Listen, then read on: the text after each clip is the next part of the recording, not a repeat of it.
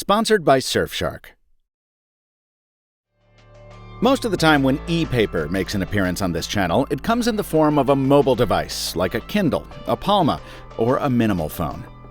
Well, this is the opposite of that. An e-ink tablet that perches on your desk, sits on your coffee table, or hangs on your wall to amplify your life with ambient information. I'm Mr. Mobile, and this is Terminal.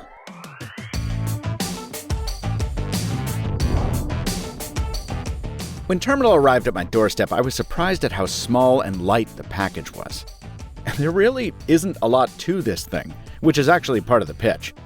The company behind it, also called Terminal, was founded with the intention of keeping people, quote, focused and calm in an increasingly distracting world.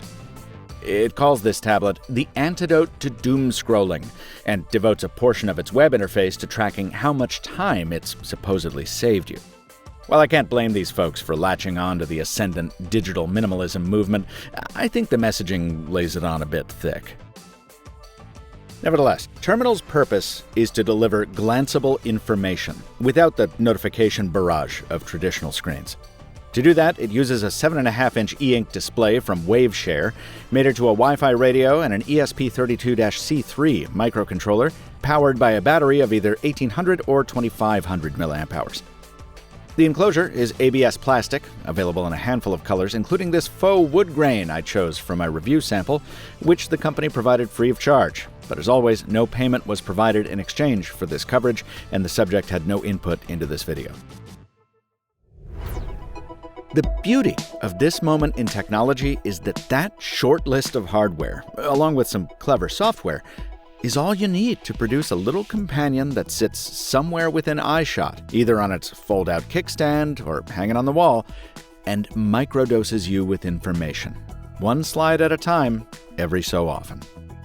That information comes in the form of plugins, served up in a dashboard on the Terminal website, starting with some officially vetted native options built and maintained by the Terminal team itself. Now, when I think glanceable information, I think probably the same thing you do. Weather forecasts, calendars, and to-do lists, and public transit schedules. And all of that is here. You just select the plugins you want, you assign them to your playlist, and Terminal will include them on its endless carousel. It's a bit like installing apps on a phone, but there's more of a DIY sensibility here that mirrors the maker vibe of the device itself. Not only do you choose how often the Terminal tablet refreshes information, you need to tell each plugin how often you want it to fetch new data. Now that's because unlike the polished mobile apps we're all used to, which are built for a large-scale market, a lot of these plugins are much more specialized, which means they can serve more granular interests. Like sure, it's great to have a train schedule, but those of us who live and die by the NYC ferry need to know when the next boat is. Fortunately, the Terminal community has built a recipe for that. Same with the City Bike plugin, which shows how many rental bikes are available at a dock of your choosing, and an upcoming movies app, which tells you what films are playing in theaters.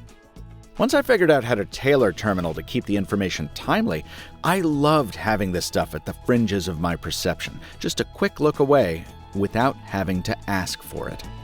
I do wish I could summon it on demand, but that's just not how any of this works. Also, as a byproduct of setting up my plugins, it was fun to delve a little bit into how things work.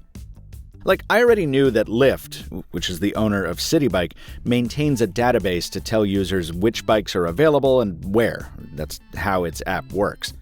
I didn't realize that Lyft hosts a part of that database publicly as a text file, which means you can search it to find your local station identifier and plug it in where the recipe asks you to. Props to David Tropiansky, the creator of this one, for the straightforward instructions. A bit more involved was setting up the Ferry plugin, which required signing up at Transitland for the necessary API key. But again, it taught me that Transitland existed, this open repository of public transit operators that's been around for over a decade. I love it when something comes along that requires me to learn new things to use it to its full potential, and Terminal is such a product. Now, if this seems a little familiar, from the quirky community-built software to the pixelated e-ink, yeah, it feels a lot like a Pebble, the first truly successful smartwatch that achieved that success partially thanks to its passionate community. And just like Pebble, that community isn't just focused on utility with its recipes, but also fun. There's an LCARS screensaver for Trek nerds like me, because of course there is. You can put Mondrian-inspired artwork on here. There's a tracker that tells you where the International Space Station is. There's a Severance quote generator, all kinds of stuff. My favorites, right now anyway, are a plugin that tells you how many astronauts are in space at this moment and what vehicles they're aboard, and a daily Calvin and Hobbes comic strip. Just simple, fun stuff. And it's also distracting stuff. Like I say, I don't fully buy into the whole minimalist ethos the company is pushing, because I think the truth of this product is more geeky third screen than a portal to some new monastic existence. And if you've got any experience with software development, you can push it so much further by building your own recipes. I have no such knowledge, so to conclude my testing, I contented myself with seeing how quickly I could kill the battery. And when I ordered my review sample, I opted for the upgraded power pack, a $10 upcharge for customers. And you know what? I really didn't need to. After a week of use, with terminal set to refresh every 5 minutes, which is the maximum, and overnight sleep mode disabled, the thing still had 80% left in the tank. That's because it's dormant the majority of the time, only waking up to fetch data and cycle to the next plugin and then going to sleep again. And the e-ink display only uses power when it's changing state. It's a clever, simple design that makes hanging it on your wall a completely viable option, because you really only need to charge it once a month. Now, naturally, there are some hiccups. This isn't the highest quality hardware I've ever held, for one thing. The display resolution is lower than I'd like, and there's no side lighting, so it's useless in the dark. Some plugins are buggy, or just don't work at all, and even the best startups will stumble.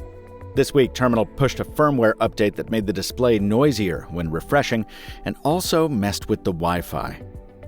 But to its credit, the company reacted quickly to address those issues, and on the Terminal subreddit, there are just as many reports about the company's excellent customer service as there are about its issues.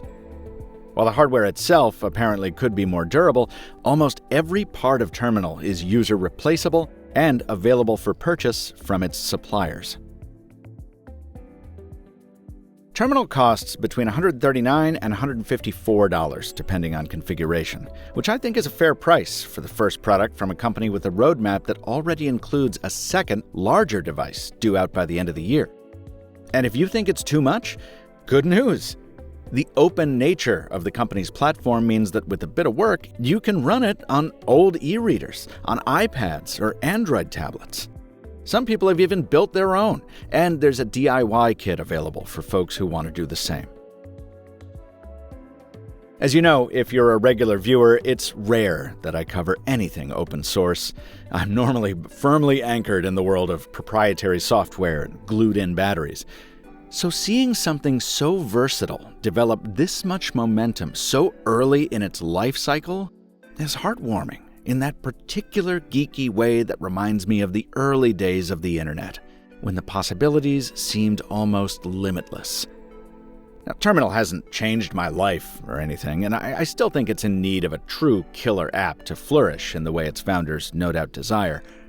But it does give me hope for the future of bespoke, specialty consumer electronics, even in the corporate tech monoculture of 2025. I used to think VPNs were only for people doing shady stuff online, until I started spending over 100 days a year on the road. This video is sponsored by Surfshark, which I use to keep my browsing between me and the site I'm visiting. Why does that matter? Well, it lets me keep watching my favorite shows even when I'm out of the country.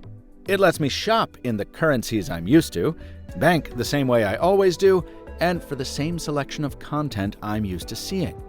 And when I travel to countries that restrict access to certain sites, like the ones I need to do my job, Surfshark keeps me in business. In short, It's a tunnel to the internet I need that follows me wherever my travels take me. Go to surfshark.com/MrMobile and use code MrMobile at checkout to get 4 extra months of Surfshark VPN. This review was produced following 2 weeks with a terminal provided by Terminal, but the company had no copy approval rights or even an early preview of this content, and no money changed hands in exchange for its production. Now, folks, I know I promised that this week would be a Unihertz Titan 2 review, but the review samples the company sent just weren't reviewable. I went into detail on my Threads account at Captain Two Phones about that, but I hope to review the final production version in October when it launches. Meanwhile, new phones and hopefully some tricorders coming to the channel very soon. Subscribe so you don't miss it. Until next time, from Michael Fisher, thanks for watching. And stay mobile, my friends.